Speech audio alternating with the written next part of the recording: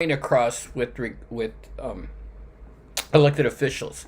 So, remember, we've been focusing on pluralism and elitism in this class. So, if we look at interest groups from a pluralist point of view, they're going to consider interest groups good because they directly link the individual with the government.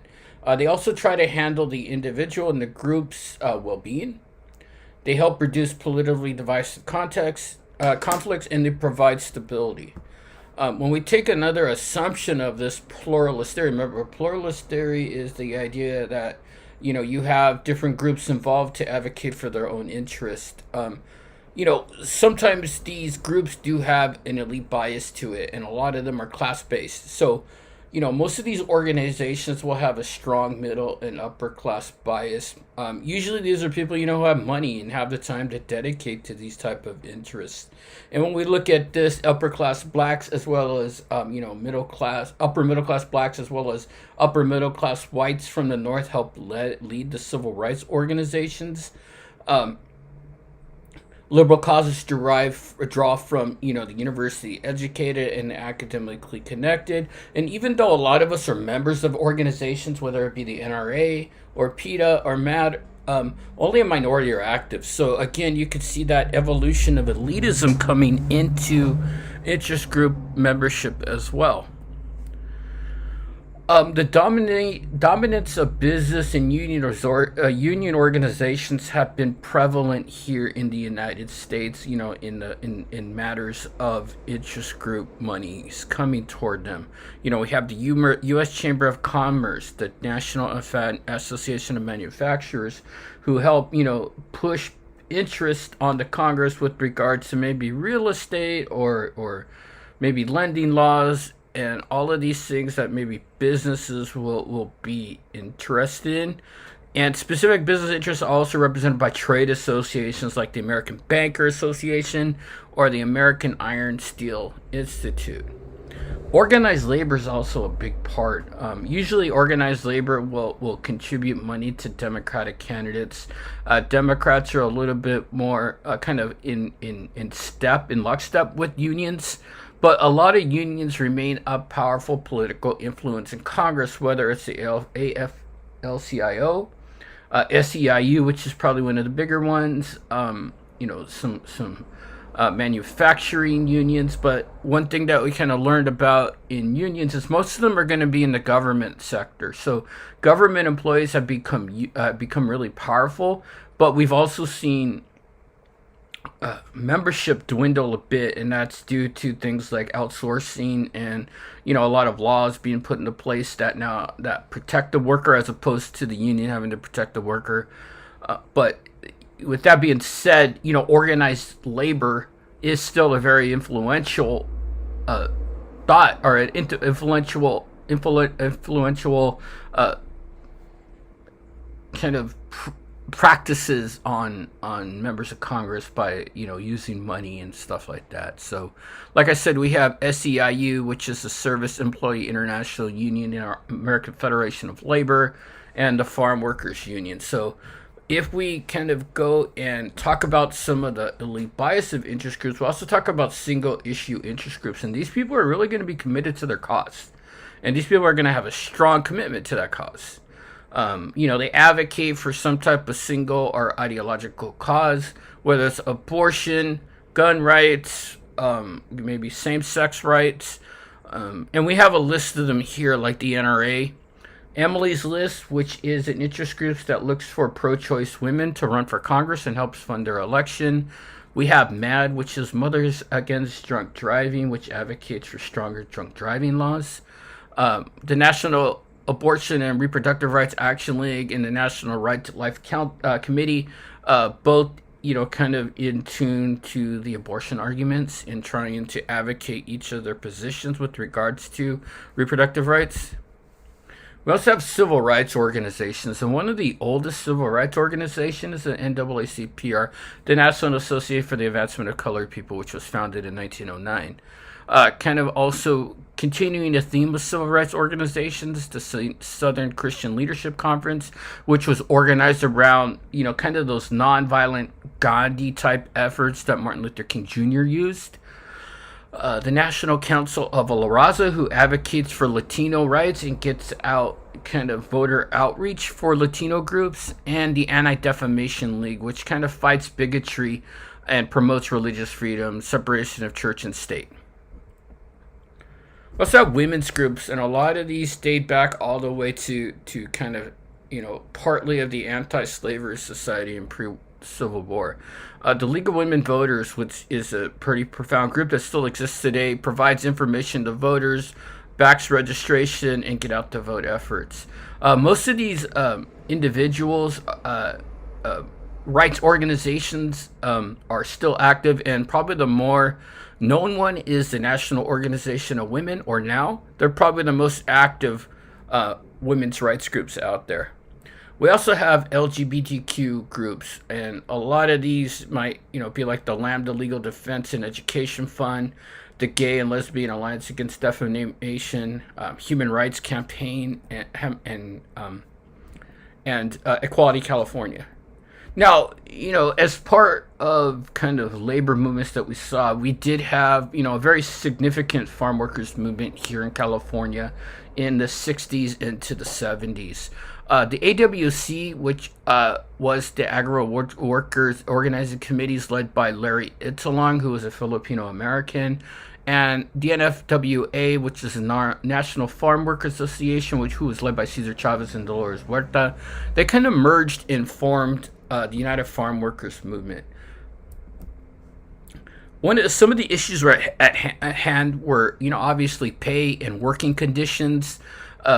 When we talk about one way to get a business's attention is to hurt their bottom line. So we saw the Delano grape strike that was a collaboration between Filipino and Mexican Americans, workers who had traditionally been recruited to work during the other group's protest actions. So trying, in a sense, kind of create that kind of idea of solidarity between the groups. The groups got together and sought a raise of 25 cents an hour, and that doesn't sound much to us, but remember, this is in the 1960s, so that might be a pretty significant increase for back then. And we saw the two groups merge together and form the United Farm Workers Union, again committed to a nonviolent protest, and they wanting to organize migrant farm workers and improve living conditions, wages, maybe some benefits, and they had a profound impact on labor here in California. The grape strike started in 1965 and lasted all the way to 1970. The pickers refrained from picking grapes at some of the wineries and some of the fruit picking places that were out there. Some of the growers brought in what's called scab labor, meaning people who aren't unionized and who come in to take union jobs. Some of these workers actually earned less than federal minimum wage because they might have been paid under the table. And we lost grapes; they were spoiled and rotten. It turned out to be a success. Grape growers signed their first union contract, granting workers better pay, benefits, and protection. And as we kind of look through history and look at some of the things that were happening, farm workers were often not paid and were denied rights to unionize. They worked in inhumane conditions, hot weather, without bathroom breaks, without water breaks, no toilets in the fields. Were forced to live on as little as $2 a day, or forced to pay as much as $2 a day to live in metal shacks that didn't have any plumbing or electricity. And on top of that, grape pickers were paid an average of 90 cents per hour plus 10 cents per basket picked, and that put them below what the federal poverty line was at the time. If we look at who can make a difference with an interest groups, usually large interest groups have a better chance to access a group's, groups kind of talk with legislatures.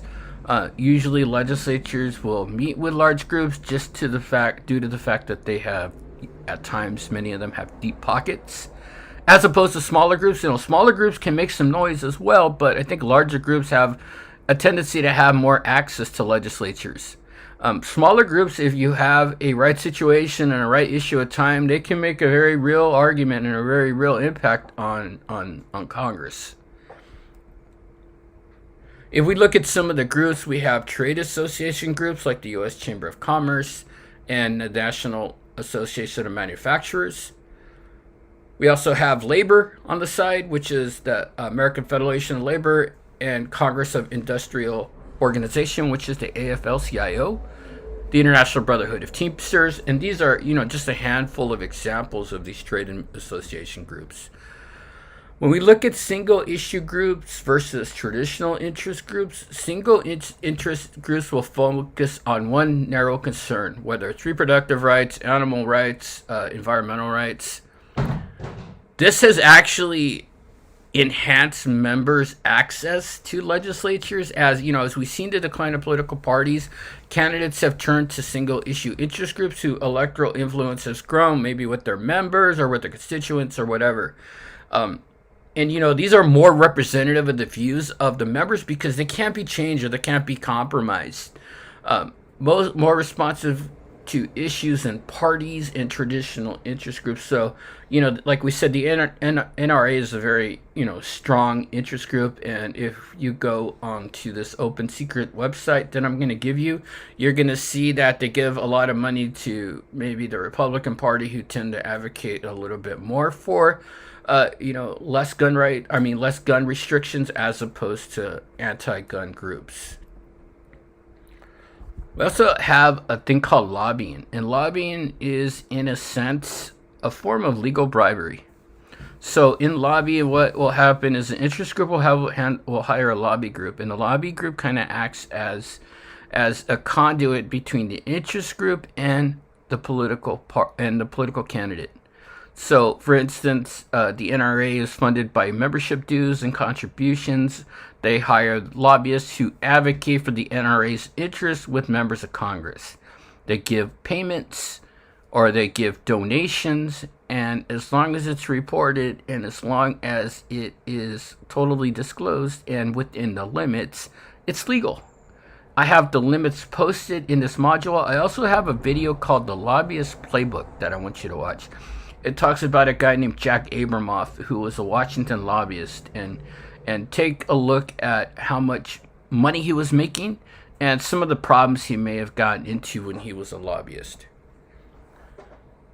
Obviously, lobbying, you need access. You need to have access to individual decision makers that you may have a personal contact with. You may have their cell phone number. You may have their email address. You may know their staff. So that's probably the most valuable resource to have. And many professional lobbyists are former members of Congress, and they have an advantage because they already have the phone number. They already have the email address. They already have maybe a personal relationship with the decision maker. And the greatest gift you can give to a candidate is to mobilize voters or get voters to vote for an individual. That is the greatest gift a lobbyist can offer. Lobbyists can also provide information. Once access is gained, information is the most valuable resource, right? Lobbyists can track bills affecting their interests. They can provide research. They can provide debate material. They could provide information to the news media. They can provide a lot of valuable resources that candidates can use. Skip that. You also have grassroots mobilization. These mobilize constituents to apply pressure to decision makers by emails and calls or by visits to offices. And, a lot of it is mobilization of the press and elites in the Congress members' home district.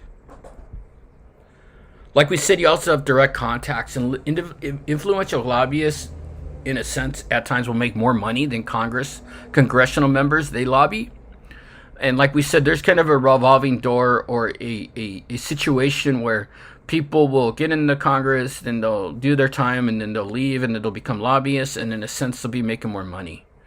If we talk about the sectors, whether it's health, real estate, insurance, The economic sector, banking, finance, insurance, and real estate all spend the most money for lobbying because, in a sense, when you think about it, that's where a lot of the money is here in our economy.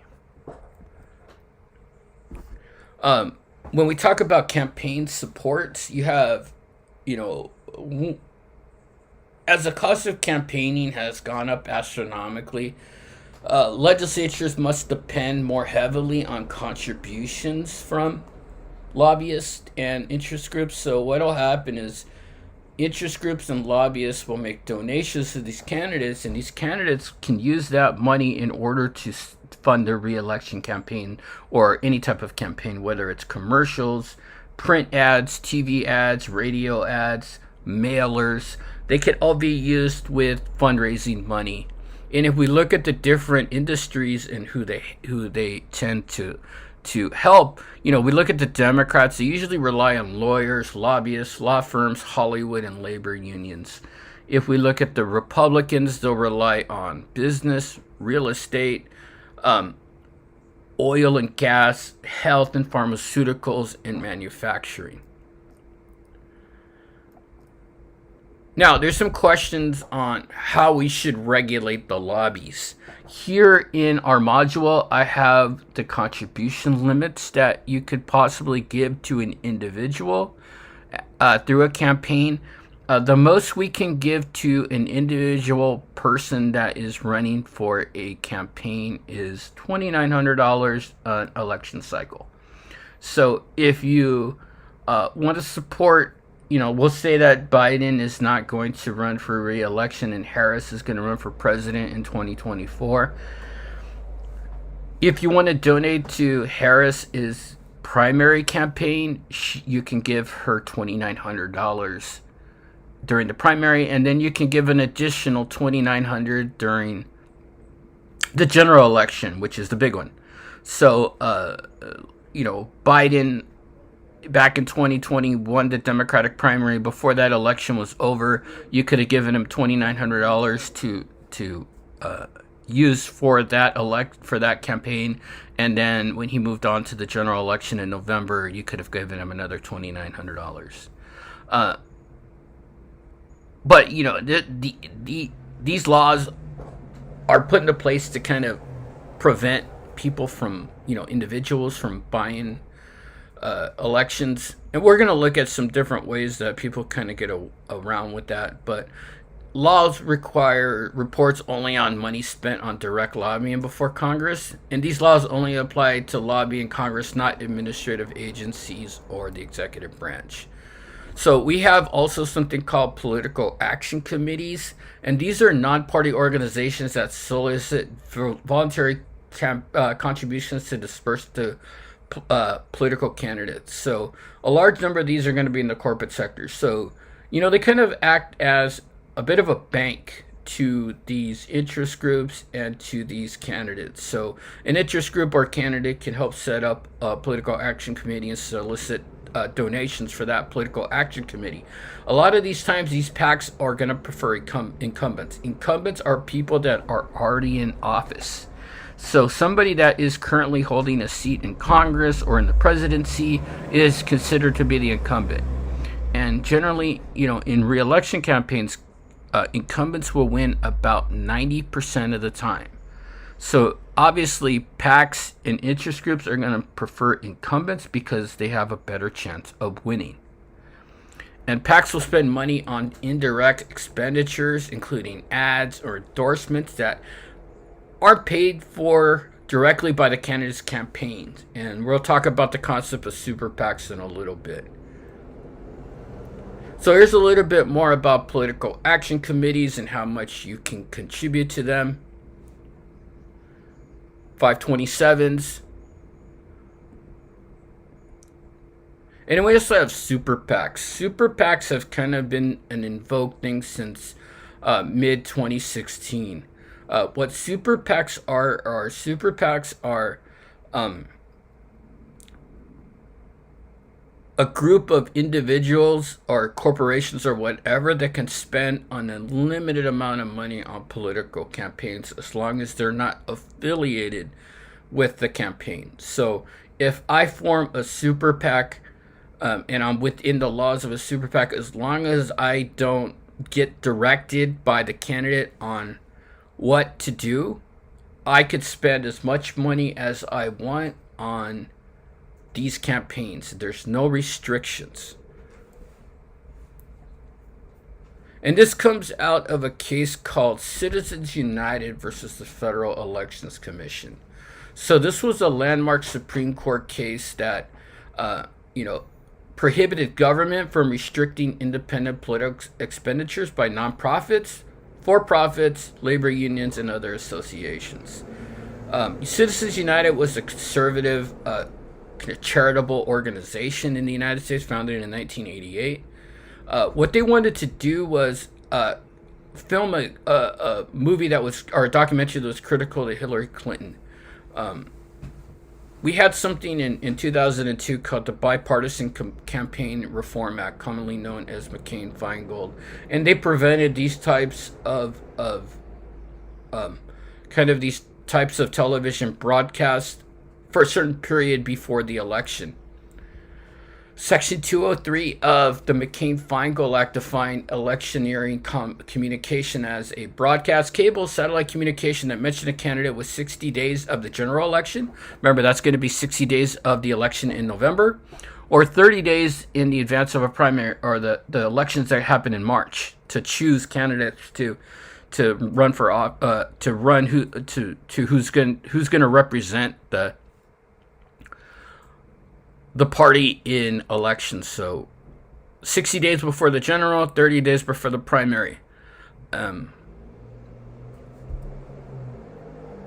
It was decided that corporations and labor unions using money was a form of free speech, and that if you limited the amount of money that a corporation or a labor union could give, that was limiting their free speech, which kind of is a little bit weird when we take a look at it. Remember earlier I just said that we as individuals are limited to giving $2,900 to a candidate. Corporations and labor unions are not under that limitation, as long as they're not in coordination with the candidate or not being directed by the candidate. Okay, hello everybody. Let's take off our political science hat and put on our history hat, because we're going to talk about World War I. So World War I started in July of 1914 and ended in November 11th, 1918. By the end of the war, over 17 million people were killed, including about 100,000 American troops. So there was a chain of events that started World War I. One of the first things that happened was Gavrilo Princip killed Archduke Franz Ferdinand. And, a lot of these escalating tensions into the Balkans, along with the assassination, set off a chain of events that would eventually lead to the start of World War I barely a month later. Also, warlike actions like the Lusitania and the Sussex, which were attacked by the Germans and sunk by the Germans, where in the Sussex there was about 80 Americans that passed away, and in the Lusitania, which was a British-owned steamship, there was 128 Americans that died on that ship, or on that sub when it was sinking. Ship, not a sub. At that time, Congress more than doubled the size of the regular army, federalized the National Guard, and gave it about 440,000 people. There were investments to strengthen the Navy of 313 million people. $1 million, and $50 million to build merchant ships. So we had two great coalitions at the time, the Allies and the Central Powers. The Allies were mainly made up of Great Britain, France, and Russia, and the Central Powers were made up of Germany and Austria and Hungary. And they had been competing for power ever since the end of the 19th century, but were never able to really resolve their conflicts. So at that time, Woodrow Wilson, who was president, asked Congress to declare war in April 1917 on the German Empire. Germany had actually tried to set up the U.S. through something called the Zimmermann Telegram. So what the Zimmermann Telegram showed was that the Germans were trying to provoke a war between the United States and Mexico. there was a decoded message from Germany that sought to have Mexico get into a war with the U.S. And when you think about it, it kind of makes sense because the U.S., if they paying attention to Mexico, neighbor to the south, then as always, your back door or maybe the East Coast would be open to an attack. Before it was over, 30 sovereign states became evolved, 4 empires would be overthrown, and 7 new nations would be born. Some 30 million lives were lost. Half of them were non-combatants or civilians in this war. Wilson also passed something called the Selective Service Act. And as males here in the United States, if you're a U.S. citizen, you're a male, what do you have to do at 18? You have to register for the draft. So Wilson passed the Selective Service Act of 1917 using conscription or a draft to send 10,000 soldiers per day to France. He also raised income tax, set up bonds. Remember, a bond is something that you can purchase from the government. The government will then use that money for a big project, and some years down the line, you'll get money back with interest. It's not that much, but it's a very safe investment. He also asked Congress to pass laws that eventually became the Espionage Act and the Sedition Act, which suppressed anti-draft activists. As Germany continued to attack American merchant ships, Wilson's cabinet wanted to go to war. And Wilson declared that an imperial government must be crushed and the world must be made safe for democracy. And one of these interesting things that Wilson comes out with is he was one of the people that were advocating for the United States becoming kind of the world police. With the draft, we had about 4,649 draft boards staffed by civilians. Nearly 3 million people went to the armed forces, all but 8,000 to the Army. And during that 18-month, also about 2 million men joined the Army or the armed services voluntarily. World War I cost Americans about $32 billion. Remember, this is 1917 money. About $7 billion of this was loaned to the Allies. This helped increase national prosperity as, anytime there is a lot of manufacturing done in the United States during wartime, that does generate revenue. 4 master drives were used to sell bonds, which were successful. At that time, we also saw a curtailing of civil liberties, right? The Espionage Act of 1917 imposed stiff fines and jail sentences on people who interfered with recruiting efforts and made false statements about the war. It also authorized the Postmaster General to ban printed material he considered to be treasonable. So, there is, a bit of a problem here, as we could see that, the Postmaster General is looking at maybe some of this mail from a subjective point of view. So, you're probably relying on one person's opinion. The Sedition Act even went farther. It made it a crime to utter, print, write, publish any disloyal, profane, scurrilous, abusive language about the government, the Constitution, the armed forces, or the flag. So kind of curtailing people's freedom of speech. Can't speak out against the government. Can't question the government under the Sedition Act. As we know, a lot of people, and I'm kind of along the school of thought that the most American thing you can do is to criticize the government. You know what I mean? It's okay to question your government. African Americans were they strongly endorsed the war effort, and more than 400,000 African Americans served in the Army. However, they were assigned to segregated camps, and 3 of every 4 served as a laborer. On the Western Front, kind of that separation between the war effort in Europe from France going up into Germany.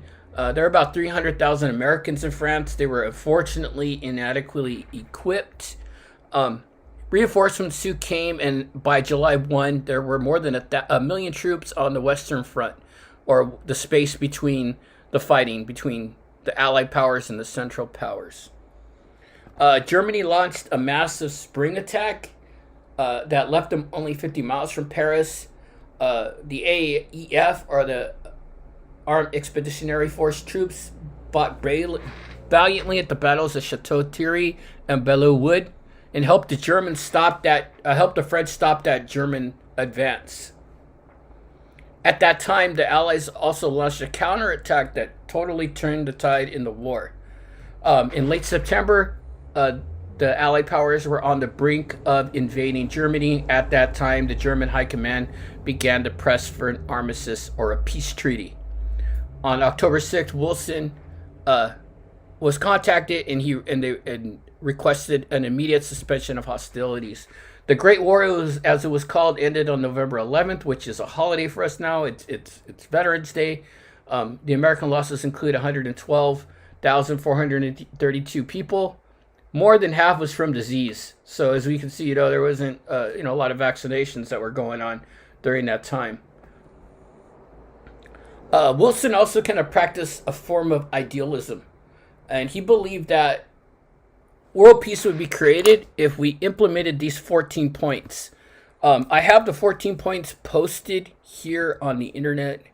If you go in and look at it, basically what he does is he expresses, an emphasis on self-determination for people, advocating the spread of democracy, advocating the spread of capitalism, opposing isolationism, and having that intervention spirit that we saw, where you feel that you need to get involved in a situation to prevent maybe the spread of communism, as we're going to see in the next few years. So Wilson was very much a person that wanted to stay away from isolationism and intervene in conflicts when he thought it was appropriate or when democracy was threatened. So if you look at these 14 points, you don't have to know exactly every single 14 points on this, but just know generally what he was trying to accomplish. A lot of it was that he was trying to prevent the, democracies falling and going into the hands of non-democratic organizations, as he felt that it was the U.S.'s responsibility to spread democracy throughout the world. And that's still kind of a weird argument that we have even today, is how much should the United States be involved in conflicts? All right. So that's World War I. We're going to talk a little bit more about war when we get to World War II and some of the battles in there. But yeah, we'll go from there. We will talk to you soon. Okay, hi everybody. We're going to talk about Chapter 6 in this video. Chapter 6 is going to be a little bit big, just to kind of put it out there. We're going to be talking about a bunch of different things, how people vote, what are some of the situations that people use in their characteristics or their personality to vote. And then we'll talk a little bit about the different types of voting systems here in the U.S. and coupled with talking a little bit about the different parties that have existed throughout history. So let's go ahead and kick this off by talking about elections. And elections give legitimacy to government. Remember, to have a true democracy, you have to have the rule of law, and you also have fair and free elections. Elections, people actually choose people, not policy. So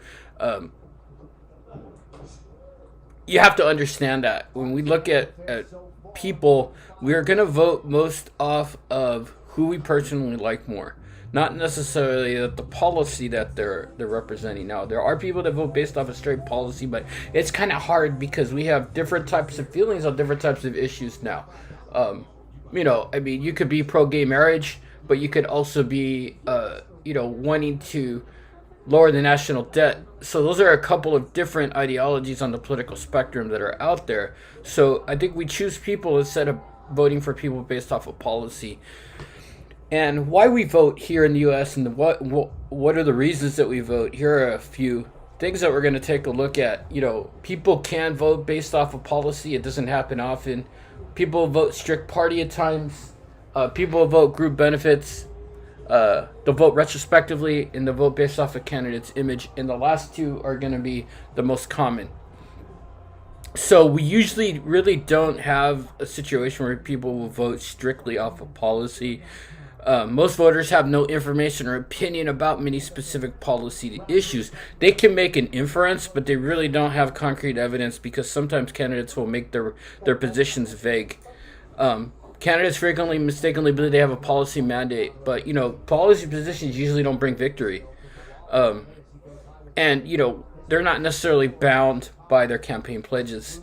When we talk about the ideological spectrum, you're going to see that about 36% of the people in the U.S. consider themselves conservative, 25 consider themselves liberal, and 39 consider themselves moderate. So remember that the moderate population here in the U.S. in the voting is going to be the most important, and we'll explain why in a little bit. We do have a high level of party polarization. I think we've had the highest level of party polarization that we've ever had. And basically what polarization means is the difference between the left and the right. It is about as far apart as it ever has been. So that's what we mean by polarization, kind of the difference in thought between the left and the right. And we've seen, in the past 20 years, it grows farther and farther apart. People at times vote based off of party. Party identification remains a powerful influence after you vote somebody just based off of the party membership. So you're going to vote for somebody just because they're a Democrat, or you're going to vote somebody just because they're a Republican. We also have kind of group demographics, and I'm going to change this one up a little bit, and we'll look at it in a few seconds. But for the most part, Democrats are drawn up of large union members, big city dwellers, Jewish people, and African Americans. Republicans are usually drawn from rural, small town, suburban, Protestant, white business people. Evangelical is another one that we have to throw on top of there. But notice when I was giving kind of that spiel about the groups, I didn't mention Catholics. Now, I was brought up in the Catholic Church. I was brought up in kind of that education system, learning about the Catholic religion and God and all that stuff that it entails. But one thing that you have to kind of understand is that the Catholic religion used to be a staple of the Democratic Party all the way up into the 70s, but they slowly detached themselves and realigned themselves with the Republican Party. The author of the text still says that they're part of the Democratic Party. I really don't agree with that, as I've seen Catholics, been drawn more and more to the Republican Party based off of, some of these maybe social issues that are out there. So, think about that when you're reading this and trying to understand. Sometimes people vote retrospectively, and I think this is a lot of the ways that people will use as far as coming up with the decision on who to vote for or who not to vote for, right? Sometimes people will use retrospective judgment about past political conduct that will tie into their vote. Sometimes voters will hold the incumbent party responsible for hard economic times. A really good illustration of this is if we look at 2008, the rejection of Republican problems which led to the election of Barack Obama. So, things like war, the economy, maybe race relations can all play into a part on how people might change their vote going from a 4 or 8 year period to another 4 or 8 year period. So what I'm trying to really emphasize is 2008 is a good illustration of that. If you look at some of the problems that we had in 2008, we had an economy and a housing market that really went into the toilet. We had 2 wars that seemed endless. People were kind of tired of the Republican problems that were created, blaming George W. Bush for a lot of our issues. Therefore, I think when people went to the polls on that day in 2008, they decided to try the Democrats as opposed to the Republicans, and that is an issue of voting retrospectively. People also vote based off of a candidate's image. Who seems presidential? What are some of the things that we kind of take into account? Maybe a person that's well spoken. Maybe it's a person that's attractive. I think we're vain enough in this society to admit that we'll vote based off of a person's attractiveness. But it's basically all likability. If you like that candidate and he sticks out or she sticks out, people might vote just based off of likability. So think about that. The 2 ways that people will vote are retrospectively, trying to figure out or trying to decide who to vote for, where, we might hold the incumbent party responsible for certain actions or certain, things that might be going on in the world that aren't favorable to us. But also based off of a candidate's charm, presence, appeal is another way. When we talk about parties, parties are a huge part of our electorate. Um, if we would look at it from a pluralist point of view, we would have clear policy positions for people in the party. We would educate people about the issues, recruit people for office, and so on. But part of that, we don't have that type of situation going on with our voting. A lot of the times, parties are oligarchies dominated by a few that necessarily may not reflect the whole opinion of voters within that party. Party loyalty has been declining over time. Media has replaced the party as a conduit between the voter and the candidate. So we'll talk a little bit about that in primary elections, which we've been seeing undermine the power of party organizations and party elites. Now let's go ahead and look at some of the periods that we've had here with regards to the developments of parties in the U.S. We're going to kind of go through this a little bit quickly, and we won't get too bogged down. There is going to be one political party that I want you to take a look at. It's the third biggest party here in the U.S. right now, called the Libertarian Party. And we'll talk about that when we get to it. But one of the first parties was the Federalist Party, obviously headed by Alexander Hamilton, which favored a strong central national government. The Democratic Republican Party, or anti-federalists, were formed by Thomas Jefferson and James Madison. They favored more state influence in the federal government as opposed to Hamilton's federal look on the federal side. Also had something called the Era of Good Feeling, where we saw a political history where we had a sense of national purpose and unity during that time after the War of 1812. We have the Anti-Mason Party, which was formed in 1827, which was,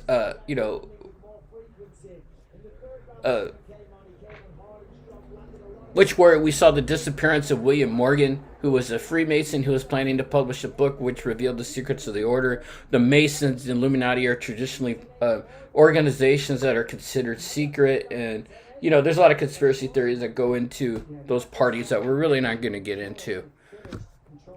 The Anti-Mason Party eventually became the Whig Party. And the Whig Party was a presidential party that was formed to oppose President Andrew Jackson and the Democrats. Sought for protective tariffs. Remember, tariffs are taxes on goods that are imported into the country. You tax the country that's trying to send in goods. This is used to kind of, in a sense, generate revenue by kind of encouraging people here in the U.S. to produce that product without, at a cheaper cost than importing it and having to pay a tax on it. The party was ultimately destroyed by the question on whether to allow slavery into the expanding territories, and the voter base defected to the Republican Party.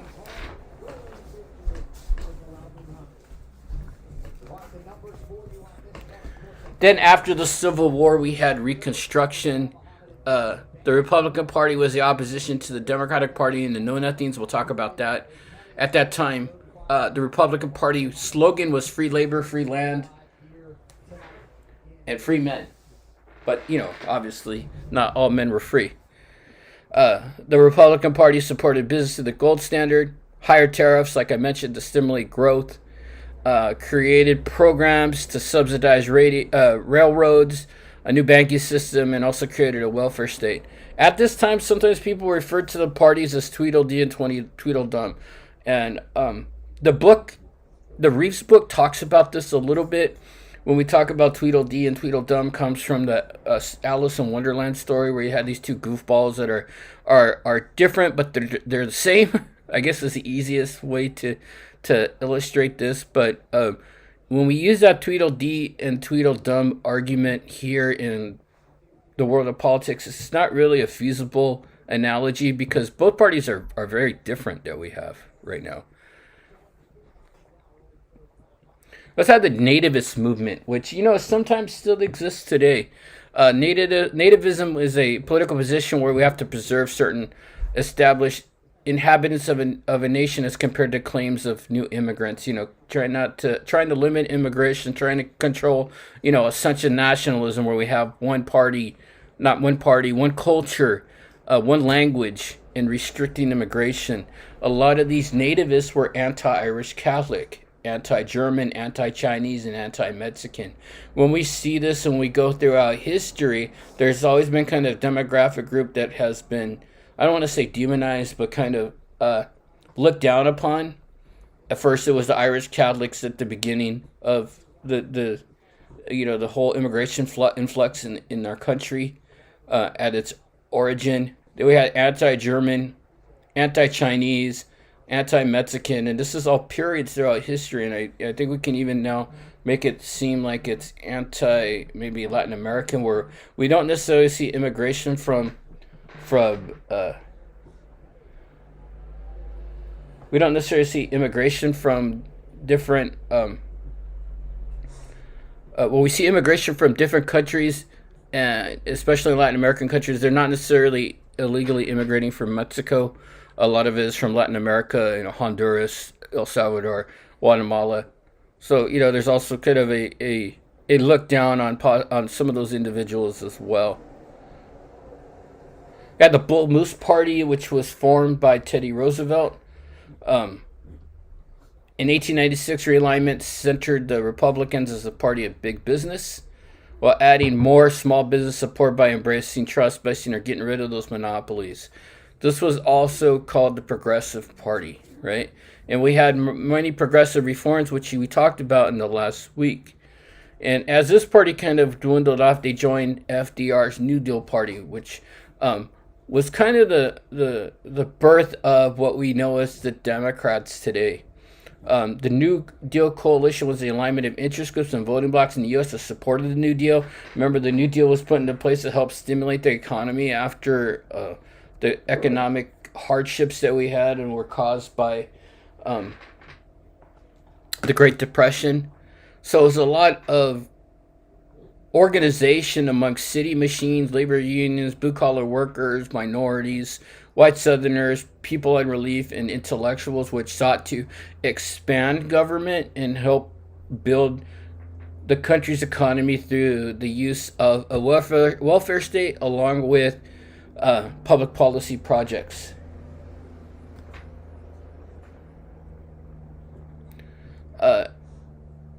New Deal programs and FDR's civil rights stance brought many people to this party. It was never officially a party, but evolved into the Democratic Party that we have now.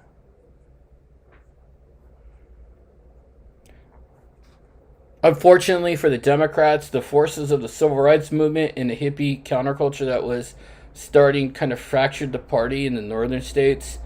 Many blue-collar workers who were conservative disliked the aims of that youth counterculture that we saw, as well as the civil rights movement, and turned them off.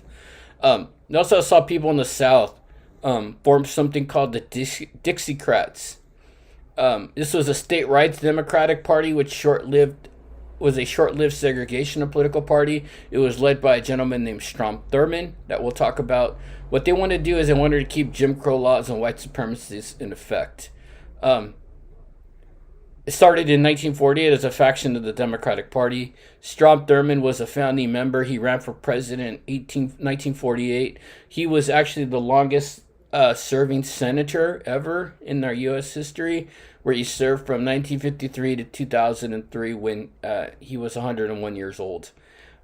George Wallace, also a person that ran off the Dixiecrat. Former governor of Alabama, ran for president in 68, 72, and 76. An assassination attempt, which is actually detailed in the movie Forrest Gump, if you ever watched that. There's a scene where they show George Wallace being shot. He sought redemption after that because he felt that he finally saw that his views on race were wrong. So the Republicans Party that we see now rose after the New Deal. It was pro-business, supported blacks, the gold standard, railroads, high tariffs to protect factory workers, and growing industry fast through industrialization. As the New Deal Democrat coalition collapsed, we saw a lot of white Democrats Southern Democrats defect with the passage of the Civil Rights Act, so they defected to the Republican Party, and that's kind of what makes up the parties now. Um, the Republicans have won 5 of 6 presidential elections. Ronald Reagan is the party's iconic conservative hero. And from 1992 to 2016, the Republican candidate has been elected to the White House in 3 of 7 presidential elections. And when we talk about what kind of the platform of the Republican Party is, a lot of its strength, a lot of its demographics are mostly socially conservative white evangelical Protestants as well as traditional Roman Catholics. They have segments of the party as well, the religious right, which is a very strong segment of the Republican Party, these evangelical Christians that are tied into the religion, and the moral majority tied into that. The Tea Party and the Freedom Caucus the Tea Party's kind of died off a bit, but they've also evolved into a part of the Republican Party called the Freedom Caucus that is really against the welfare state and as small as government as possible. Small government, adherence to traditional values, spreading democracy throughout the world, and that supply side economics where you cut taxes at the very top and that money is going to trickle down to the lower earners. We'll talk more about that when we get into public policy. We had the Reform Party that existed in the 90s. It was founded by H. Ross Perot. Perot ran for president in 92 and he received 19% of the popular vote. Didn't win any electoral college votes, but won 19% of the vote. This was a huge number for a third party candidate. Jesse Ventura, who was a wrestler and an actor, was in the movie Predator, if you ever seen that movie with Arnold Schwarzenegger. So you have 2 former governors in that movie, Jesse Ventura and Arnold Schwarzenegger. Jesse Ventura was elected governor of Minnesota in 1998. This party platform focused on fiscal issues such as reducing the national debt, instituting term limits, campaign finance, lobbying, and issues on trade. The party died off in 2000 when people like Pat Buchanan and David Duke joined the party. At one time, Trump was a member. Pat Buchanan is a very right-wing conservative individual who served in the Nixon administration. Is a Holocaust denier, so you can kind of see where he's coming from with regards to his thought. And David Duke, as we know, if you don't know, he was the former leader of the Ku Klux Klan. So, yeah. So we look at demographics. Generally, men are going to be more Republican than women. Whites are going to be more Republican than blacks. Just some demographic information here. This includes leaning. So when I say leaning, that means somebody who might consider themselves an independent, but leans toward the Democratic Party, that maybe agree with a little bit more issues what the Democrats have than the Republicans. That might be considered a person that's leaning. So I kind of consolidated that a bit.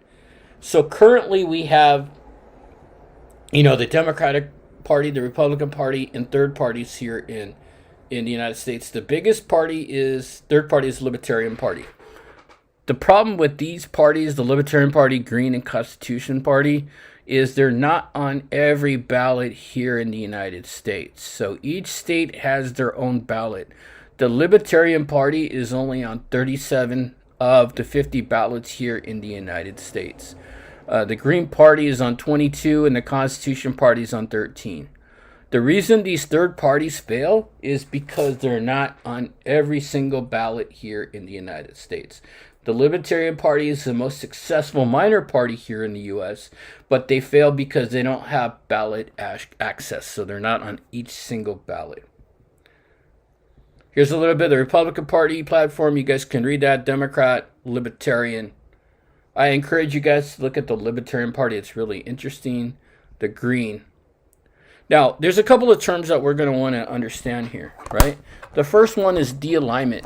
De-alignment basically means that people are detaching themselves from both parties and becoming independent. So when a party is no longer attractive to you and you de-align yourself from that party and become an independent, that's considered de-alignment. Realignment is a little bit different. Realignment is when a social group of people change the party totally. Remember how I mentioned about those Catholic voters? How they've detach themselves from the Democratic Party and kind of align themselves with the Republican Party. That's an example of realignment. So remember those two terms, de-alignment and realignment, and what they mean. Now, in order to win an election, you have to appeal to the people in the middle. So let's take a look at this. Most of your voters are going to be in the ideological middle, right? So if you are 25% of your population is liberal and you're a liberal candidate wanting to vote or wanting to win an election, you have to move yourselves along the ideological spectrum as close as you can to attract that voter base in the middle. So if you need 51% of the voting populace to vote for you to win, you have to move yourselves along the ideological spectrum just enough to attract those people from the middle without alienating your base or your liberal base. So you have to move yourself along the ideological spectrum closest to the middle as you can to attract those voters, and at the same time to not alienate the people that are part of your base. It's kind of what happened in 2016 where Hillary Clinton lost to Bernie Sanders voters. We'll talk a little bit about that in a minute, but she moved herself too far along the ideological spectrum and lost a lot of voters from the Sanders camp. Okay, we also have something called single-member districts. So the United States is carved up into 435 different districts. Each district represents an individual. Elects an individual to represent them. We vote for someone to represent our district. Districts are, like I said, districts are split into the U.S. Primaries, which we've been seeing, the last ones are going to come up here in June. The primaries involve the parties nominating somebody to run for the House of Representatives. And then when we get to November, the top vote getters in each party move on to the general election. And the candidate who receives a plurality of votes will win. And when I say plurality, that simply means people that get the most votes. And we also have direct elections. So here in the United States, it's almost the same as the single-member districts. This involves the elections of senators.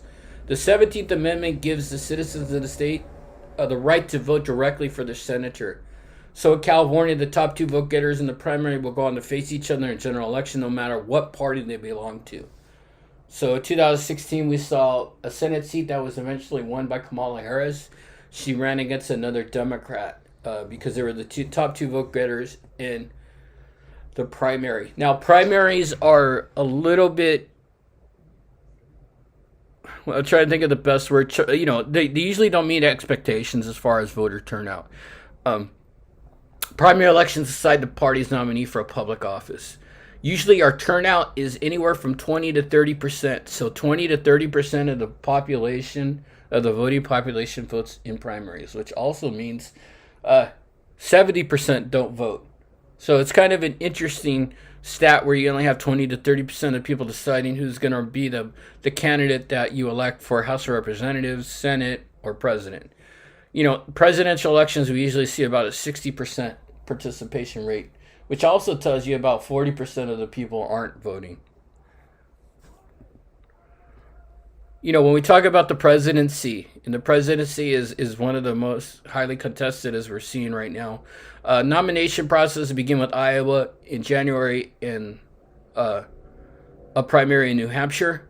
They provide an opportunity for the media to kind of separate who they believe to be the serious candidates versus the ones that aren't necessarily serious. The book says that political party elites can't control the selection of candidates. I disagree with that. We'll talk about that in a little bit, especially on the Democratic side. So, just because somebody wins an election or a primary election doesn't necessarily mean they're going to be the nominee. So we've kind of transitioned over to talking about the nominee system for president. In Iowa 2016, it was Cruz and Clinton that won. In New Hampshire, it was Trump and Sanders. We're going to come back and look at this link in a little bit. But the Democratic Party for president uses two types of delegates. One is a regular delegate, and the other is a super delegate. So total for the nomination, you have to get half of what 4,765 is. Of that 4,765 total delegates, 714 those are super delegates. And those are individuals that are usually Democratic members of Congress, former governors, former presidents, party leaders, and other elected officials. They don't have to require and indicate, they are not required to indicate preference for a candidate, but their vote counts a little bit more than ours does. So when we are here in California, our delegates are based off of proportional representation. So here, for example, if a candidate wins 40% of a state's votes in the primary election, they'll win 40% of those state delegates. So if I'm running for president here in California and we're in, say, the Democratic primary, and I win 40% of the vote during the primary, I get 40% of the delegates that are offered by the Democrats. And we'll look at those numbers in a little bit. You just need a simple majority. So let's take a look at this real quick. And this is a kind of an important thing to look at. So this is